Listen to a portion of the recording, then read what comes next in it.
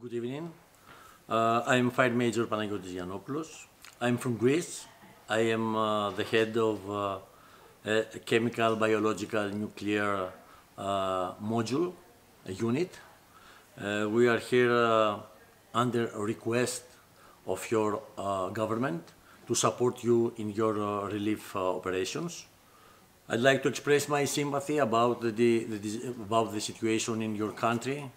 Europe has its eyes on you, on Slovenia. We are looking forward to support you at any case. We are here to work close with the local authorities. We have a great coordination and cooperation.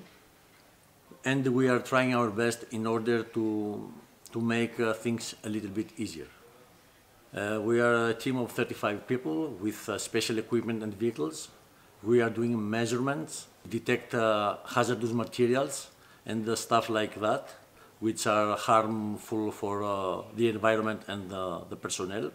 We also support with scientific personnel these operations, not only the local authorities, but and the modules, in order to clarify that we have a safe area for working.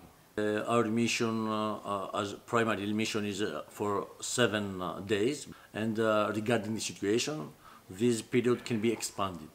I'd like to make sure that your government is doing a great job. We are working with them very efficiently and trying to prioritize the needs and what must be done in order to have results. We are all members of the European Union Civil Protection Mechanism. Slovenia is a member state of this union, so because of the expand of the disaster, where floods and the devastated earthquake, the local forces have been reached the limit, so there has been a request from your government to the European Civil Protection Mechanism in order member states to offer assistance for your country.